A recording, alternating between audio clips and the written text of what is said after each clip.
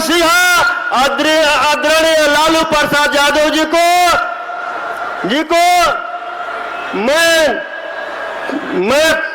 प्रणाम करता हूं, और तेजस्वी यादव जी जो जन जन का नेता, जो बिहार में नौकरी देने वाले नेता, मैं उनको भी अभिनंदन करता हूं और स्वागत करता हूं, और सम्मानित मंच और इस रैली में आए हुए सभी बिहार के कोने कोने से राष्ट्रीय जनता दल के कार्यकर्ता, मैं आप सभी लोगों को हार्दिक अभिनंदन करता हूं, हार्दिक स्वागत करता हूं।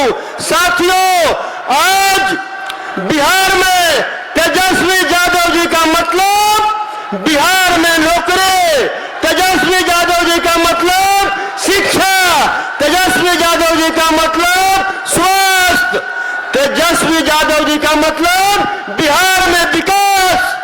और इस रैली को रखने का राष्ट्रीय जनता दल का मुख्य मकसद है कि जो केंद्र में बैठे हुए जो सरकार है, जो जनता विरोधी सरकार है, जो गरीब विरोधी सरकार है, जो युवा विरोधी सरकार है, उस सरकार को जड़ से मिटाना और केंद्र के गद्दी पर महागठबंधन के लोगों का बैठाना इस रैली का मकसद है। और इस रैली से हमें शपथ लेकर जाना है, जो गरीबों का अधिकार छीन रहा है, जो संविधान मिटा रहा है, उसको हम मिटाने का काम करेंगे मेरे साथियों, उसको हम मिटाने का काम करेंगे साथियों। आज जो सत्ता में बैठे हुए लोग हैं जो केंद्र में, वो 14 में आए थे और वो बोलते थे कि मैं ओबीसी मां का बेटा हूं।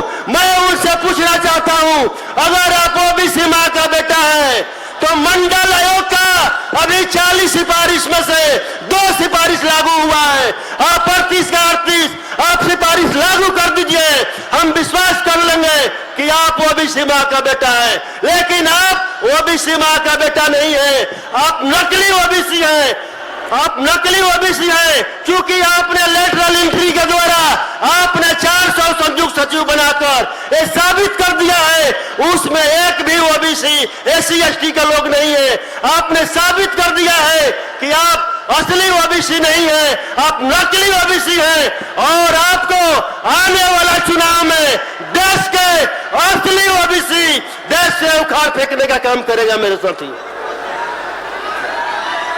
देश से उखाड़ फेंकने का काम करेगा मेरे साथियों। इतना ही नहीं, जो देश में चल रहा है, जो देश में चल रहा है, संविधान को मिटाने का प्रयास हो रहा है, और देश में जो चल रहा है, ये लोग बोल रहे हैं हिंदू राष्ट्र घोषित करना है। हिंदू राष्ट्र का मतलब होता है, हिंदू राष्ट्र का मतलब होता है गरीब विरोधी राष्ट्र।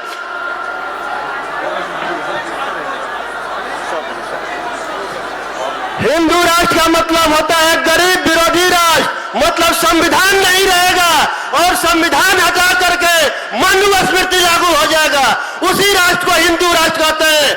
और उस मनुस्मृति में हमें न वोट देने का अधिकार है, न चुनाव लड़ने का अधिकार है, और हमारे बहुजन समाज के लोग ही जो उनके गोद में बैठे हुए हैं वो कहते हैं कि हमें मुख्यमंत्री बनना है। अरे भाई, मुख्यमंत्री का चुनाव 25 में है, अगर ये 24 में ही आ जाएंगे तो संविधान मिटा देंगे, और जब संविधान ही नहीं रहेगा तो क्या मनुस्मृति में चुनाव लड़ने का अधिकार है? क्या मनुस्मृति में वोट देने का अधिकार है? क्या तो ये भ्रम फैला रहे हैं।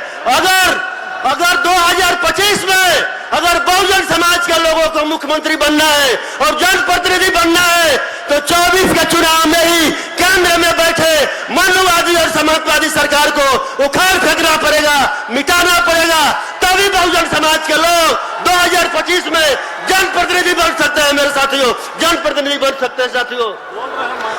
मैं इतना ही बोलकर अपने वाणी को विराम देता हूं। जय बुद्ध, जय भीम, जय भारत, जय संविधान।